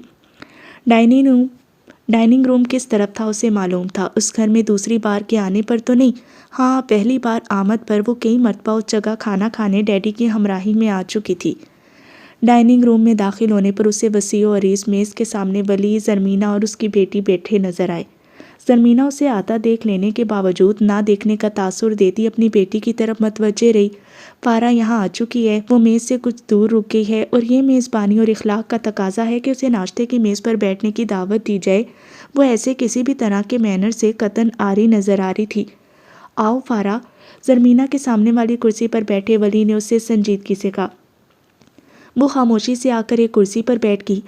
کچن سے گرم گرم آملیٹ کی پلیٹ لا کر میز پر رکھ دی ملازمہ نے، جسے وہ لوگ کل سدو کے نام سے پکارے تھے۔ ولی کے اشارہ کرنے پر میز پر موجود ناشتے کے لوازمات میں سے کئی اشیاء فارا کے آگے رکھ دیں۔ سنجیدہ تاثرات کے ساتھ ان لوازمات کو دیکھے بغیر اس نے کیٹل اٹھا کر ایک کپ میں چائے ڈالی اور آہستہ آہستہ اس کے سپ لینے لگی۔ میز پر موجود وہ تینوں افراد ایک دوسرے سے کوئی بات نہیں کر رہے تھے۔ رات آغا جان موجود تھے اور اپنی گفتگو سے ماحول کو خوشگوار بھی بنائے ہوئے تھے۔ تب ان لوگوں کے ساتھ کھانا کھانا اتنا مشکل لگ رہا تھا، اس وقت تو دل چاہ رہا تھا یہاں سے اٹھ کر بھاگ جائے۔ ولی اپنی پلیٹ پر نظریں مرکوز کیے آملیٹ کھانے میں اور زرمینہ اپنے برابر والی کرسی پر بیٹھی بیٹی کو ناشتہ کروانے میں مصروف تھی۔ اس بچے کی معصومانہ و بچکانہ باتوں کے سوا ڈائننگ روم میں مکمل خاموشی تھی، اور اس خاموشی میں وہاں رکھے فون کی بیل ذرا زیادہ ہی زور سے گونجی۔ ہیلو، ولی نے اٹھ کر کال ریسیو کی۔ تمہارا فون ہے۔ دوسری طرف جو کوئی بھی تھا اس کی بات سن کر کچھ بھی جواب دیے بغیر، یہاں تک کہ ہولڈ کیجیے تک بھی کہے بغیر ریسیور ایک سائڈ میں رکھتے ولی نے اسے اطلاع دی۔ اس کا چہرہ بالکل بے تاثر تھا، وہ اندازہ نہیں لگا پائی کہ یہ کال کس کی ہو سکتی ہے۔ ڈائننگ ٹیبل پر پیچھے خوبصورت سی چھوٹی میز پر رکھے فون کے درمیان چند قدموں سے زیادہ کا فاصلہ نہیں تھا۔ پارا، میرے خدا تم کہیں پاگل تو نہیں ہوگی ہو؟ وہ معیز تھا۔ اس کے ہیلو کے جواب میں وہ تقریباً چلاتے ہوئے بولا۔ پھوپھو نے مجھے فون پر بتایا کہ تم ان کی اجازت کے بغیر پشاور چلی گئی ہو تو مجھے یقین نہیں آیا۔ مجھے لگا کہ ضرور انہیں کوئی غلط فہمی ہوئی ہے، لیکن اس وقت یہاں اس گھر میں تمہاری آواز سن کر میری سمجھ میں نہیں آ رہا کہ تمہیں کیا کہوں۔ میں رات بھر اتنا بے چین اور پریشان رہا ہوں۔ تمہارا سیل فون کہاں ہے؟ میں نے اس پر تمہیں کانٹیکٹ کرنے کی کس قدر کوشش کی ہے۔ وہ ایک سانس میں بولے چلا گیا۔ کل اس سے فون پر بات کرنے کو راضی نہ ہوتی ماں کو اس کی اتنی پرواہ تو تھی کہ اس کی تازہ ترین بغاوت سے چند گھنٹوں کے اندر اندر ہی معیز کو چائنا میں مطلع کر دیا گیا تھا۔ ایک تلخ اور دکھ بھرا تاثر اس کی آنکھوں میں در آیا۔ یہ پرواہ اس کی تھی یا اپنی انا کی شکست؟ اس نے سوچا نہیں کہ سوچنے کا کچھ فائدہ نہیں تھا۔ معیز کی ناراضگی بھری باتوں کا جواب دینے سے پہلے اس نے مڑ کر ایک نظر ولی اور زرمینہ کو دیکھا۔ ولی اپنی نظریں پلیٹ پر مرکوز رکھے بالکل پہلے کے سے بے تاثر انداز میں ناشتہ کر رہا تھا، جبکہ زرمینہ لا تعلقی کا تاثر دینے کے باوجود اسے دیکھ رہی تھی۔ ان لوگوں کی موجودگی میں وہ معیز سے کیا کہے؟ سیل فون میرے پاس ہی ہے، آغا جان بیمار ہیں، اس وجہ سے مجھے ایمرجنسی میں ولی کے ساتھ یہاں آنا پڑ گیا۔ وہ ہر ممکن حد تک آواز ہلکی رکھ کر بولی۔ اس نے معیز کو یہ نہیں بتایا کہ کل اپنے گھر سے نکلتے وقت اس نے موبائل آف کر کے اپنے بیگ میں رکھ لیا تھا۔ وہ جب یہاں آنے کا فیصلہ کر چکی تھی تو پھر اسے تجمل ماموں ہو یا زہرا مامی یا نوربن یا نورین خالہ، کسی کی بھی نصیحتوں سے پر اور لیکچر دیتی فون کالز کی کوئی ضرورت نہیں تھی۔ فضول باتیں مت کرو، آغا جان بیمار ہے۔ تمہارے کب سے وہاں ایسے تعلقات ہو گئے جو بیماریوں کا سن کر دوڑ پڑو؟ اس طرح کسی سے بھی کچھ پوچھے اور کہے سنے بغیر تم وہاں چلی کس طرح گئی؟ پھپھو اور میں لاہور میں نہیں تھے، لیکن ممی اور پاپا تو وہاں تھے۔ تم نے پوچھنا ہے، اجازت لینا تو دور، انہیں بتایا بھی نہیں اور یہاں آ گئی۔ تم سے اس حماقت کی مجھے بالکل بھی امید نہیں تھی پارا۔ وہ انتہا سے زیادہ جھنجھلایا ہوا لگ رہا تھا۔ وہ جواباً خاموش رہی۔ تمہارا وہاں خلا کا جھگڑا چل رہا ہے، میں نہیں مان سکتا کہ تم وہاں اپنی خوشی سے گئی ہو۔ تم مجھے سچ سچ بتاؤ پارا، تمہیں اس سور مانے نے ڈرایا دھمکایا تو نہیں ہے؟ کہیں تم اس کی کسی بھی طرح کی دھمکیوں سے ڈر کر تو وہاں نہیں چلی گئی؟ اگر ایسا ہے تو مجھے صرف ہاں کہہ دو، باقی سب پھر میں دیکھ لوں گا۔ مجھے پتہ ہے وہ پیچھے کہیں آس پاس ہی موجود ہے، تمہیں ڈرنے کی بالکل ضرورت نہیں ہے۔ وہ لوگ زبردستی تمہیں وہاں رکھ نہیں سکتے۔ وہ اس کے لیے ہر درجہ تشویش اور فکر میں مبتلا لگ رہا تھا۔ اب وہ ولی اور زرمینہ کی موجودگی میں اس سے کیا کہے؟ وہ محتاط سے انداز میں آواز کو پہلے سے بھی زیادہ دھیما اور پست کر کے اس سے بولی۔ ایسی کوئی بات نہیں ہے معیز، آپ بالکل غلط سمجھ رہے ہیں، آپ پلیز مطمئن رہیں۔ اگر ایسی بات نہیں ہے تو تم فوراً لاہور واپس جاؤ۔ میں شام میں لاہور تمہارے گھر پر فون کروں گا اور وہاں میری کال تم ریسیو کرو گی۔ معیز نے غصیلے لہجے میں کہتے خدا حافظ کہے بغیر ریسیور پٹک دیا۔ وہ جیسے اس کی اس بے وقوفانہ حرکت پر اس سے شدید ناراض ہو گیا تھا۔ رات آغا جانے کا بی پی چیک کر لیا تھا؟ ریسیور بڑی بے دلی سے کریڈل پر رکھتے اس نے ولی کی آواز سنی، چائے کی سپ لیتا وہ زرمینہ سے مخاطب تھا۔ جی لالا، رات بھی دیکھا تھا اور ابھی صبح جوس لے کر گئی تھی تب بھی چیک کیا تھا، وہی 90-60 ہے۔ ٹیلی فون کی میز سے کھانے کی میز تک واپس آتے اس نے ان دونوں بھائی بہن کی بات چیت سنی۔ غالباً اسے باور کروایا جا رہا تھا کہ اس فون کال کی ان کے نزدیک کوئی اہمیت نہیں، بلکہ ان کے نزدیک تو اس کی بھی کوئی اہمیت نہیں۔ کرسی پر واپس بیٹھ کر اپنی چائے کی بے رغبی سے سپ لیتی وہ معیز کو سوچ رہی تھی، کل کتنے غیر متوقع انداز میں ولی اس سے ملا، جتنی غیر متوقع اور حیرت انگیز بات اس سے کی، اس سب کے دوران وہ واقعی معیز کو بالکل فراموش کر گئی تھی۔ اب کسی وقت بالکل تنہائی میں وہ اس سے فون پر بات کرنا چاہتی تھی۔ ولی نے اسے کسی کو بھی کچھ بتانے سے منع کیا تھا۔ وہ اس سے کیے وعدے کی پابند تو تھی، مگر پھر بھی وہ معیز سے بات کر کے اس کا غصہ اور ناراضگی ختم کرنا چاہتی تھی۔ وہ ذہین اور معاملہ فہم ہے اور اس کے لیے بہت کیئرنگ بھی۔ ممی کے اس کے چھوڑ کر کینیڈا چلے جانے کا الزام دوسروں کی طرح معیز نے اس پر عائد نہیں کیا تھا۔ وہ فارا کو سمجھتا ہے اور وہ اسے اگر کچھ سمجھانا چاہے گی تو وہ سمجھ لے گا۔ وہ اپنے ایک اچھے دوست کو خود سے ناراض تو ہرگز نہیں رہنے دے گی۔ السلام علیکم۔ اس کے لیے مکمل اجنبی ایک خاصا ہینڈسم مرد ڈائننگ روم میں داخل ہوا تھا۔ سلام کی اس بلند آواز پر اپنی سوچوں سے چونک کر نکلتے اس نے اسے دیکھا۔ वालेकुम السلام، आओ इबाद बैठो। वली ने कुर्सी पर से खड़े होकर बड़ी खुश दिली से, बेतकल्फ़ी और गर्मजोशी से नवारिद को इस्तकबाल किया। इस्तकबाल का ये मोहब्बत भरा अंदाज ज़ाहिर कर रहा था कि आने वाला कोई बहुत हर दिल अजीज़ और ख़ासुल ख़ास बंदा है। आने वाला कौन है, उसे समझने में चंद सेकंड भी नहीं लगे। ज़रमीना के बराबर बैठी उसकी बेटी कुर्सी पर से फ़ौरन ही पापा कहती आने वाले की तरफ दौड़ कर गई थी। बेटी को गोद में उठाकर प्यार करता वो वली की तरफ बढ़ा, उससे हाथ मिलाकर वो डाइनिंग टेबल के आगे रखी कुर्सी पर बैठ गया। ज़रमीना के अकड़े हुए मगरूराना तासुरात के हामिल चेहरे पर शोहर साहब को देखकर कुछ थोड़ी बहुत मुस्कुराहट और नरमी नमूदार हुई थी। मैं कल भी आया था, तुम थे नहीं। हाँ कल मैं, उसे जवाब देते देते वली फारा की तरफ मतवज्जे हुआ। आने वाला पहले ही फारा को काफ़ी हैरत भरी निगाहों से देख रहा था। कुर्सी पर बैठने से पहले तक तो नहीं, मगर बेटी को गोद में लेकर कुर्सी पर बैठते के साथ ही उसकी निगाह फारा पर पड़ी थी और वो सर झुकाए हुए लाताल्लुकी से मेज़ को घूरने के बावजूद जानती थी कि वो बंदा मुसलसल और यकटक उसी को देख रहा है। गालिबन उसकी इस हैरत और अचंभे को भांपते ही वली को तारुफ करवाने का ख्याल आया। मैं तुम लोगों का तारुफ कराना तो भूल ही गया, ये इबादुर रहमान हमारा कज़न भी और ज़रमीना का शौहर भी, और इबाद ये फारा। इबादुर रहमान खाली इबादुर रहमान नहीं था, उसके तारुफ में बाकी सब कुछ बताया जाना भी ज़रूरी था। हाँ वो सिर्फ फारा थी, उसकी शोहरत के शायद यहाँ डंके पटे हुए थे। एक मशहूर इश्तिहार की तरह फारा नाम ही काफ़ी है, कह दिया जाए। लाताल्लुकी बेनियाजी का चोला उतार कर उसे उस तारुफ के बाद उस बंदे की तरफ देखना पड़ा। पता नहीं वो पहले से उसके मुतल्लिक क्या क्या जानता था या क्या क्या उसकी उस उखड़ बीवी ने उसे बता रखा था। यकीनन कुछ अच्छा और मुस्बत तो बताया नहीं होगा। बहर कैफ उसे रस्मी अंदाज में सलाम दुआ तो करना थी। वो फारा के सलाम के जवाब में खुश इखलाकी से मुस्कुराया। मैं आपसे पहले भी मिल चुका हूँ, लेकिन आपको शायद याद नहीं होगा। शायद ये हवाला उसके निकाह के दिन का था। वो खुद पर जबर करके कस्तन मुस्कुराई। जो भी था वो बंदा मुअज़्ज़ब भी नज़र आ रहा था और खुश इखलाक व मिलनसार भी। मियाँ बीबी एक दूसरे की इतनी ज़िद। बहुत अच्छा किया फारा आपने कि आप यहाँ आ गई। आगा जान की तबीयत ठीक नहीं है। फारा को देखकर जो हैरत उसके चेहरे पर नमूदार हुई थी वो उस पर काबू पा चुका था। इतने जंगो जदल के बाद ये लड़की यहाँ कैसे आ गई, ये शायद वो बाद में अकेले में अपनी बीवी से पूछेगा। हुज़ैफ़ा कहाँ है? वो ज़रमीना से मुखातिब हुआ। सो रहे, आप नाश्ता करेंगे? नहीं, नाश्ता मैं करके आया हूँ। हाँ चाय अगर पिला रही हो तो पिला दो, बस खड़े खड़े आगा जान को देखने आया हूँ, देखते ही फिर ऑफिस भागूंगा। ज़रमीना उसके लिए चाय निकालने लगी और वो एक मरतबा फिर फारा की तरफ मतवज्जे हुआ। आगा जान आपको बहुत याद कर रहे थे, कल भी जब मैं आया था तो सारा वक्त वो मुझसे आप ही की बातें करते रहे। उसकी निगाहें ज़रमीना की तरह इल्ज़ाम देती हुई तो नहीं थी, मगर ये ज़रूर बता रही थी कि आगा जान की बीमारियों का सबब कहीं ना कहीं वही है।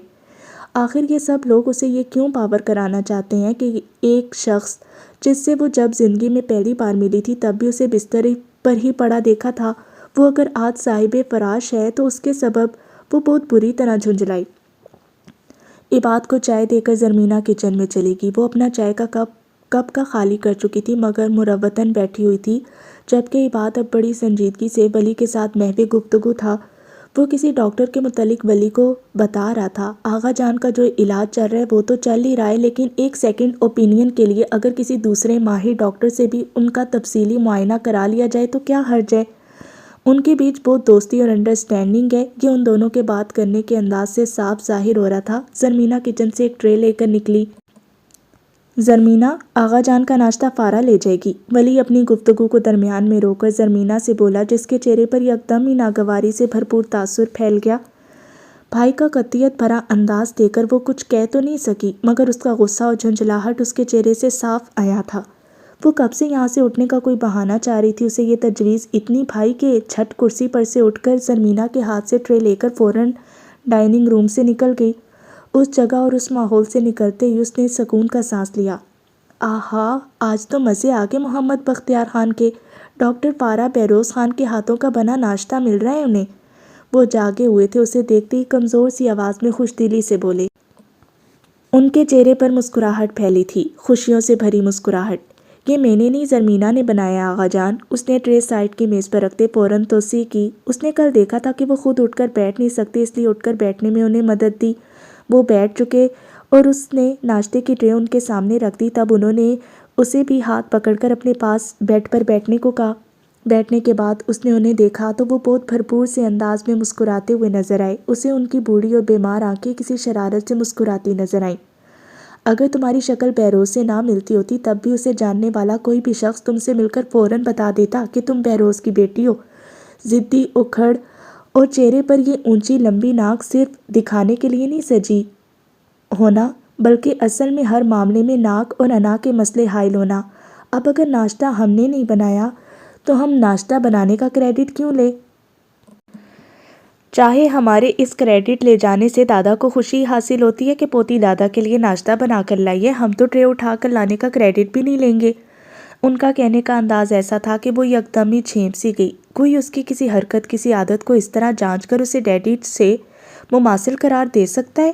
وہ اسے کل سے بڑے مختلف لگ رہے تھے، بلکہ وہ اسے ہمیشہ سے مختلف لگ رہے تھے۔ وہ ان سے ان برسوں میں جتنی بار بھی ملی ان سب سے مختلف۔ بیمار نظر آنے کے باوجود وہ بہت خوش، بہت مطمئن اور کافی زندہ دل سے لگ رہے تھے۔ تم نے ناشتہ کر لیا؟ ناشتہ شروع کرنے سے پہلے انہوں نے اس سے پوچھا۔ تھوڑا سا میرے ساتھ بھی کھا لو، یہ بیماروں والا بدمزہ سا پرہیزی ناشتہ کیا کرو گی، یہ بسکٹ لے لو۔ انہوں نے سائڈ ٹیبل پر رکھا بسکٹس کا ایک ٹن کا ڈبہ اٹھا کر اسے پکڑا دیا جس میں کئی طرح کے بسکٹس موجود تھے۔ وہ بسکٹ کھانے لگی۔ پتہ نہیں کب سے اس نے کچھ نہیں کھایا تھا اور اب اسے واقعی بھوک لگ رہی تھی۔ تم میرے پاس یہاں آئی، تمہارا بہت شکریہ بیٹا۔ اس نے سر اٹھا کر بے اختیار انہیں دیکھا۔ کل حیرت میں اتنا تھا کہ کچھ کہہ ہی نہیں سکا۔ روحی ناراض ہوئی ہوگی نا تمہارے یہاں آنے پر؟ اس کی اجازت سے آئی ہو یا اجازت کے بغیر؟ ایک پل کے لیے تو اس کی سمجھ میں نہیں آیا کہ کیا کہے۔ وہ دلیا کھاتے بغور اسے دیکھ رہے تھے۔ میں ممی کو بتا کر آئی ہوں آغا جان۔ اسی وقت عباد، ولی اور زرمینہ کمرے میں داخل ہوئے۔ پوتی کو دیکھتے ہی آغا جان تو بالکل تندرست ہو گئے۔ عباد انہیں سلام کرنے کے بعد شوخی اور شرارت سے بولا، ہاں میری یہ پوتی میرے لیے میری ملٹی وٹامن کی ٹیبلٹ، کیپسول اور انجیکشن سب کچھ ہے۔ اسے دیکھتے ہی جسم کی ساری کمزوری غائب ہوگی اور بیماری کا پتہ نہیں چل رہا کہ کبھی تھی بھی کہ نہیں۔ عباد کے ساتھ ان کی شوخ و شریر گفتگو چل رہی تھی۔ ولی صوفے پر بیٹھا ان دونوں کو دیکھ زیادہ رہا تھا اور بول بہت کم رہا تھا، اور زرمینہ کلی کی طرح آغا جان کو زیادہ بولنے سے منع کرتی، دوا کھلاتی، بی پی دیکھتی بڑی مصروف سی تھی۔ آدھا گھنٹہ وہاں بیٹھ کر جب عباد جانے کے لیے اٹھا اور اسے رخصت کرنے زرمینہ اور ولی بھی ساتھ چلے گئے تب وہ اس سے آہستگی سے بولے، بیٹا آج کسی وقت ممی کو فون کر لینا، ان سے کہنا ناراض نہ ہو، میں جلدی واپس آ جاؤں گی۔ اتنی دیر میں اسے لگا تھا کہ جو بات ان کے بیچ ادھوری رہ گئی ہے وہ اسے بھول گئے ہوں گے، مگر ایسا نہیں تھا۔ اسے لگا اب وہ ممی کا ذکر نکالتے، ان کے خلاف کچھ کہتے، اس کی طلاق کے مسئلے پر کچھ کہیں گے، شاید اپنی بیماری کو وجہ بنا کر جذباتی انداز اختیار کر کے اسے اس کا خلا کا مطالبہ واپس لینے کو آمادہ کرنا چاہیں گے۔ اپنی بیماریوں کو ہتھیار کی طرح دوسروں کو جذباتی شکست دینے کے لیے استعمال کرنا تو انہیں بخوبی آتا تھا۔ وہ ایسی کسی بات پر کیا کہے گی وہ یہ سوچ رہی تھی، مگر وہ ممی کے اتنے ذکر کے بعد موضوع تبدیل کر چکے تھے۔ وہ اب اس سے یہ کہہ رہے تھے کہ اگر وہ ان کی بیماری کا سن کر ولی کے ساتھ جلدی جلدی میں یہاں آئی اور اپنی ضرورت کی سب چیزیں نہیں لا سکی تو وہ زرمینہ سے کہہ دیتے ہیں وہ اسے شاپنگ کرا لائے گی، وہ دونوں ڈرائیور کے ساتھ بازار چلی جائیں۔ وہ اس سے یہ بھی کہہ رہے تھے کہ وہ جب تک یہاں آئے بالکل بے تکلفی اور پورے حق کے ساتھ رہے، خود کو مہمان نہ سمجھے۔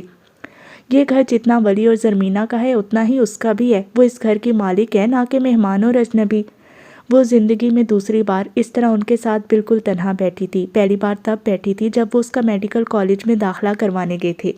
اس کے ساتھ فارم لینے کے لیے آئے، انہوں نے ولی کو کہیں کسی کام سے بھیج دیا تھا اور پھر جب وہ فارم خرید چکی تب وہ اس سے بولے تھے، ولی تو ابھی آیا نہیں ہے، چلو ہم یہیں بیٹھ کر فارم فل کر لیتے ہیں۔ آج وہ کھڑے کھڑے کئی لوگوں کو داخلے کے فارم بھروا دیتی، تب میڈیکل کالج میں داخلے کا وہ فارم اسے بے انتہا مشکل اور پیچیدہ لگا تھا۔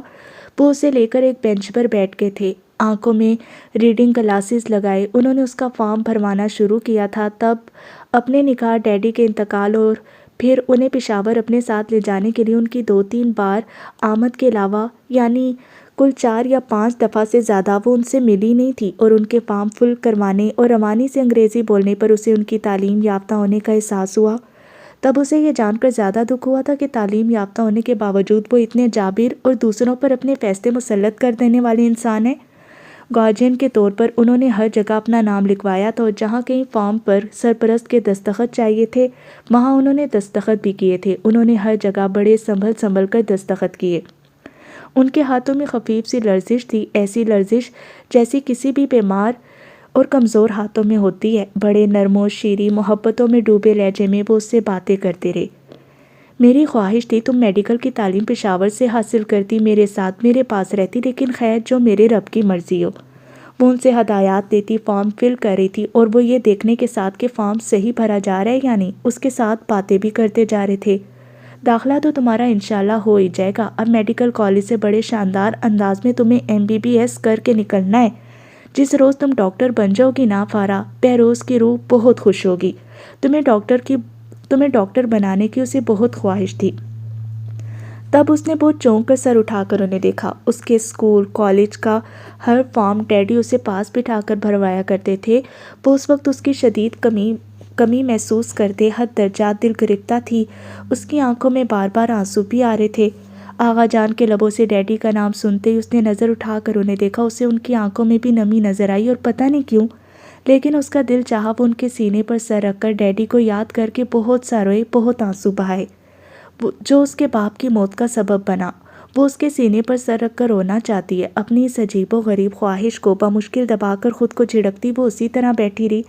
پھر اپنی آنکھوں کی نمی پر قابو پاتے انہوں نے اس سے بھر لیے جانے والے فارم کو دوبارہ چیک کرنے کو کہا، اور جب فارم بھر کر وہ ان کے ساتھ بینچ پر سے کھڑی ہوئی تب وہ اس سے بولے تھے، اب ہم بینک چلیں گے، وہاں تمہارا اکاؤنٹ کھلوانا ہے، جوائنٹ اکاؤنٹ ہوگا تمہارا ولی کے ساتھ، لیکن عملاً اسے آپریٹ تم ہی کرو گی، چیک بک بھی تمہارے ہی پاس رہے گی۔ یہ مت سمجھنا کہ اس میں موجود پیسے بس صرف تمہاری پڑھائی اور گھر کے روزمرہ کے اخراجات کے لیے ہیں۔ تمہارا جیسے دل چاہے ان پیسوں کو خرچ کرنا، ممی سے بھی کہنا وہ ان پیسوں کو استعمال کیا کریں۔ اس کے علاوہ اور بھی کبھی پیسے چاہیے ہوں یا کوئی بھی مسئلہ ہو فوراً مجھے فون کرنا۔ جو بھی چیز چاہیے ہو، جو بھی بات ہو، جو بھی پریشانی ہو، جیسے بہروز سے کہتی تھی ایسے ہی مجھ سے کہنا۔ میں نے تمہارے لیے گاڑی بھی بک کروائی ہے، گھر پر جو گاڑی ہے وہ ممی کے استعمال کے لیے چھوڑ دینا، تم کالج دوسری گاڑی میں جایا آیا کرنا۔ ممی سے پوچھ لینا، اگر وہ مان جائے تو میں ڈرائیور بھی بھجوا دوں گا، ورنہ پھر یہیں سے کوئی ڈرائیور تمہارے لیے تمہاری ممی رکھ لیں گی۔ میں بس یہ چاہتا ہوں کہ میری فارا کی کسی ضرورت میں کوئی کمی نہ آئے۔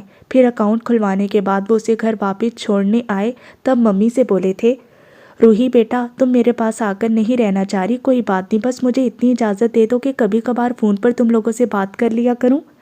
ممی نے بعد میں یہ بات تجمل ماموں کو بتائی تو وہ بولے، کوئی حرج نہیں فارا کہ ان سے بات کرنے میں، فارا ان کی پوتی ہے، اگر وہ اس سے رابطہ رکھنا چاہتے ہیں تو فون پر بات کرنا چاہیں تو کرنے دو، تم بھلے نہ بات کرو۔ رابطہ رکھنے دوں، بات کرنے دوں؟ آج ایک دن فارا ان کے ساتھ گئی تھی تو آ کر مجھ سے کہہ رہی تھی کہ آغا جان سے آج بہت مختلف لگے ہیں۔ پہلے میرا خیال تھا وہ زور زبردستی سے فارا کی شادی کی کوشش کریں گے، مگر جو پلان انہوں نے بنایا وہ تو میری سوچ سے بھی کہیں بڑھ کر ہے۔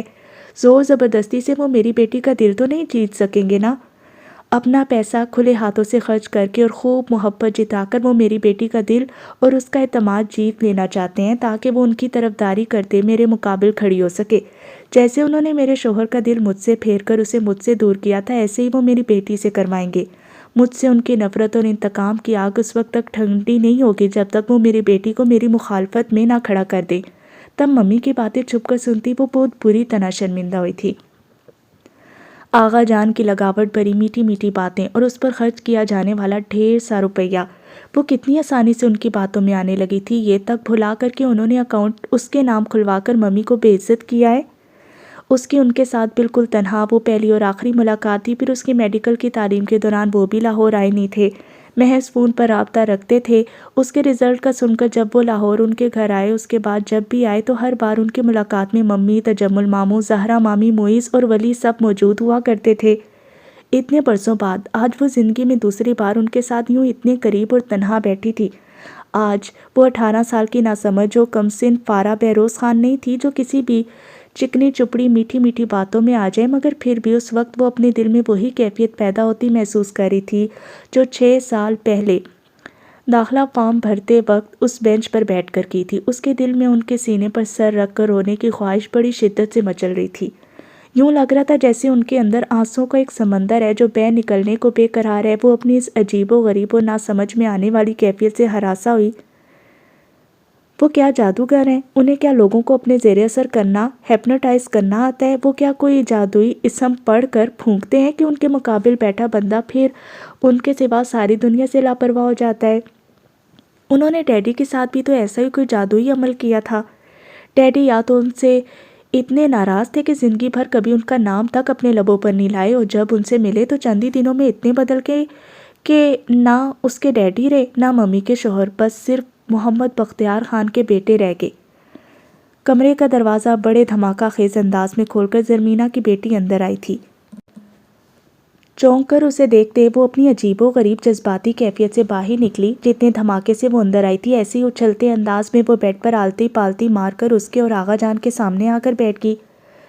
فرمائیے بڑی بھی، کیسی ہیں آپ؟ آغا جان تکیوں سے کمر ٹکا کر بیڈ پر نیم دراز تھے۔ نیلی جینس جس کے ایک پانجے پر باریک ڈول بنی ہوئی تھی، اس کے اوپر گہرا گلابی رنگ کا خوب موٹا سویٹر اور سر پر سویٹر کا ہم رنگ اونی ٹوپی پہنے وہ بہت پیاری لگ رہی تھی۔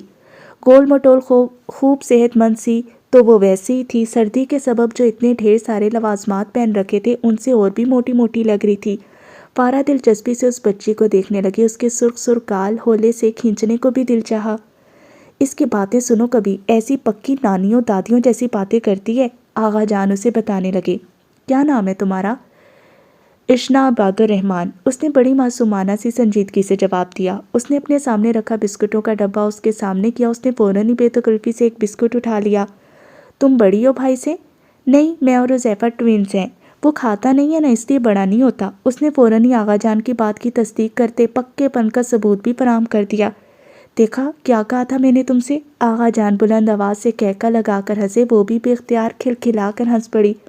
نہ جانے کتنے مہینوں بعد آج وہ یوں ہنسی تھی، اپنی ہنسی اسے خود اجنبی بھی لگی اور بہت اچھی بھی، مگر اس کی یہ طویل عرصے بعد کی ہنسی ولی کو دیکھتے ہی فوراً غائب ہو گئی۔ کاٹن شرٹ سویٹر والے عام حلیے کے یکسر برعکس اس وقت وہ خاصی فارمل قسم کی تیاری میں تھا۔ دائیں ہاتھ میں بریف کیس پکڑے وہ کمرے میں داخل ہوا۔ اندر کے منظر کو دیکھ کر اگر اسے کوئی حیرت یا تعجب ہوا بھی تھا تب بھی اس نے اسے ظاہر نہیں کیا۔ اسے دیکھتے ہی اس نے چہرے پر سے مسکراہٹ کا ہر نشان ہٹا کر سنجیدگی طاری کر لی۔ وہ اس پر اور اشنا پر ایک سرسری نگاہ ڈالتا آغا جان کے پاس آ گیا اور ان کے قریب جھک کر بولا، آغا جان میں جا رہا ہوں۔ اس نے ان کے دائیں ہاتھ کو اپنے ہاتھ میں لے کر چوما۔ وہ بڑی محبت اور چاہت سے انہیں دیکھ رہے تھے۔ ان کی طرف دیکھتے ہر بار اس کے چہرے کا بے تاثر اور خشک سا انداز گہری محبت میں بدل جاتا۔ وہ اس سے اور اپنی بھانجی سے مکمل طور پر لا تعلق آغا جان کی طرف متوجہ تھا۔ جاؤ بیٹا، انہوں نے اس کی پیشانی چومی، اور میری فکر میں زیادہ ہلکان ہونے اور پریشان ہونے کی کوئی ضرورت نہیں ہے، میں خوب مزے میں ہوں۔ دو ڈاکٹرز میری خدمت کرنے کو موجود ہیں، وہ ہنستے ہوئے اس سے بولے۔ وہ جواباً ہنسا نہیں بلکہ سنجیدگی سے سر ہلاتا ان کے پاس سے ہٹ گیا۔ وہ جس تیز رفتاری اور عجلت میں اندر آیا تھا اسی سے فوراً چلا بھی گیا۔ بہت فکر رہتی ہے اسے میری، آفس چلا بھی جائے تو پیچھے 10 بار فون کر کے میری خیریت پوچھے گا، فون پر میری ہلکی سی کھانسی کی آواز بھی سن لے تو سب کام چھوڑ کر بھاگا بھاگا گھر آ جائے گا۔ اگر یہ جملے اس نیت سے کہے جا رہے تھے کہ ولی صہیب خان کے لیے اس کے دل میں کوئی سافٹ کارنر پیدا ہو جائے تو یہ ایک بیکار اور بے مقصد کوشش تھی۔ بہت چھوٹی عمر میں بڑی بھاری ذمہ داریاں پڑ گئی میرے بچے پر، نوجوانی کا بے فکری کا زمانہ گزارنے کا موقع بھی نہیں مل سکا، وقت سے پہلے بڑے بھاری بوجھ اور ذمہ داریاں اٹھانا پڑ گئی سے۔ وہ اپنے بچے کا ذکر ابھی ختم کرنے کے موڈ میں نہیں تھے۔ ان کے ہنستے مسکراتے چہرے پر ایک دم ہی اداسیاں پھیل گئیں۔ 22 سال کی عمر اتنی بھاری ذمہ داریاں اٹھانے کی تو نہیں ہوتی، میں تو پہلے بھی کاروباری اور زمینوں کے معاملات کم ہی دیکھا کرتا تھا، سب ذمہ داریاں صہیب نے اٹھائی ہوئی تھی۔ میں تھوڑی دیر کے لیے دفتر چلا گیا یا گھر پر بیٹھے بیٹھے ہی زمینوں کا حساب کتاب دیکھ لیا، مگر صہیب نے یوں اچانک جا کر تو میری کمر ہی توڑ دی۔ کوئی کام سنبھالنا تو دور، میں تو خود کو سنبھالنے لائق بھی نہیں رہا۔ بہروز نے صہیب کے سوئم والے دن قبرستان سے آتے مجھ سے کہا تھا، آغا جان آپ کا ایک بیٹا چلا گیا تو کیا ہوا، دوسرا بیٹا تو زندہ ہے۔ اس نے مجھ سے یہاں سارا کاروبار اور سارا کام سنبھالنے کا وعدہ کیا تھا۔ اس نے ولی اور زرمینہ کو سینے سے لگاتے یہ بھی کہا تھا کہ وہ اپنے بھائی کے ان بچوں کو کبھی باپ کی کمی محسوس نہیں ہونے دے گا۔ آج سے میں سمجھوں گا میری صرف ایک بیٹی نہیں، میرے 3 بچے ہیں۔ اور ہوا کیا؟ مجھ سے اتنے وعدے کرنے والا وہ کسی بھی وعدے کو نبھانے کے لیے زندہ ہی نہیں رہا۔ اپنی آنکھوں کی نمی اس سے چھپانے کے لیے انہوں نے آنکھیں بند کر لیں اور 1-2 منٹ تک خاموشی رہی۔ اشنا کھیلتی کودتی کمرے سے جا چکی تھی۔ کمرے میں اس وقت صرف وہ دونوں ہی تھے۔ آمنہ اور صہیب کی زندگی ہی میں ولی امریکہ گیا ہوا تھا پڑھنے، وہ وہاں سے گریجویشن کر چکا تھا۔ لاء اسکول میں اس کا پہلا سال اختتام پر تھا۔ جب صہیب کا انتقال ہوا تب وہ سب چھوڑ چھاڑ کر پاکستان واپس آ گیا۔ سہیب کے بعد بہروز بھی نہیں رہا تو وہ اس فکر میں واپس گیا ہی نہیں کہ یہاں بزنس کون سنبھالے گا، زمینوں کے معاملات کون دیکھے گا۔ بعد میں نے بہت کہا کہ بچے یہاں سب کام ہوتے رہیں گے، تم اپنی پڑھائی پوری کرو، مگر وہ واپس جانے کے لیے تیار ہی نہیں ہوتا تھا۔ بڑی مشکلوں سے میرے بہت کہنے سننے اور ناراض ہونے پر وہاں گیا بھی تو بس اپنی لاء میں گریجویشن مکمل کر کے واپس آ گیا۔ اسے ٹیکسیشن میں ماسٹرز کے لیے ورجینیا لاء اسکول سے اسکالرشپ آفر ہوئی تھی۔ میں نے بہت سمجھایا کہ ایسے موقع زندگی میں روز روز نہیں ملتے، ٹیکس لائر بننا، ٹیکسیشن میں اعلیٰ ڈگری لینا تو تمہارا خواب تھا، کیوں اپنے کیریئر کو اپنے ہاتھوں تباہ کر رہے ہو؟ مگر اس نے پھر میری ایک نہیں مانی، کہنے لگا آپ کی خاطر میں نے اپنا لاء میں گریجویشن پورا کر لیا، بس اب مجھے یہاں سے کہیں جانے کے لیے مجبور نہ کریں۔ اسے یاد تھا کہ جب وہ میڈیکل کے دوسرے سال میں تھی تب اس سے آغا جان نے فون پر ولی کے امریکہ اس کی ادھوری تعلیم مکمل کرنے جانے کا تذکرہ کیا تھا، اور 2 سال بعد ایک اور فون کال میں یہ ذکر بھی کیا تھا کہ مزید اعلیٰ تعلیم اور شاندار کیریئر کے بہترین مواقع چھوڑ کر وہ پاکستان واپس آ گیا ہے۔ وہ اس ذکر سے نہ تب متاثر ہوئی نہ اب۔ بطور ٹیکس لائر، شاندار کیریئر، ورجینیا لاء اسکول کی اسکالرشپ، وال اسٹریٹ کے دلکش بلاوے، ڈالرز کی خیرہ کن چمک دمک، عروج، کامیابیاں، یہ سب یہاں اس کروڑوں کی جائیداد سے زیادہ پرکشش تو نہیں ہو سکتے تھے۔ ان سب کی قربانی دے کر، ٹھکرا کر، انہیں چھوڑ کر واپس پاکستان آ کر اس نے کس پر احسان کیا تھا؟ جس کروڑوں کی جائیداد کا وہ تنہا وارث بنا ہوا تھا، اس کی ذمہ داریاں سنبھال کر دیکھ بھال کر کے وہ کس پر احسان کر رہا تھا؟ کاروبار، زمینوں اور باغات کی دیکھ بھال اور تمام امور کی ذمہ داریاں سنبھال کر بوڑھے دادا کا دل بھی جیت لیا، سب کچھ اپنے نام بھی کروا لیا، اور آپ کی خاطر کیریئر چھوڑ آیا ہوں کہ احسان تلے انہیں دبا بھی لیا۔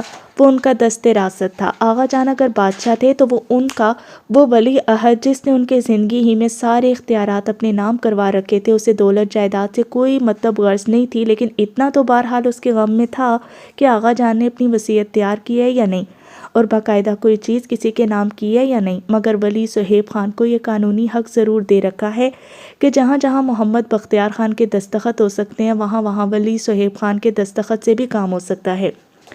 ان کا ہر کاروباری معاملے، جائیداد سے متعلق امور، روپے پیسے کا لین دین اور تمام کے تمام بینک اکاؤنٹس میں ان کے ساتھ جو دوسرے دستخط ہو سکتے تھے، چل سکتے تھے اور چل رہے تھے، وہ صرف اور صرف ولی سہیب خان کے تھے۔ اب وہ اس سے اس بات پر کیوں کر متاثر ہو سکتی تھی کہ اس نے اپنی قیمتی تعلیمی سال اس کاروبار جس کا وہ مالک بنا بیٹھا تھا کی ذمہ داریاں سنبھالنے میں ضائع کی۔ اس کی ان قربانیوں کو وہ قربانیاں اس وقت مانتی جب وہ اپنا کیریئر اور کامیابیاں چھوڑ کر ایک بے تحاشا امیر کبیر دادا کے لیے نہیں، بلکہ ایک غریب، بے آسرا اور بے سہارا دادا کے لیے واپس آیا ہوتا۔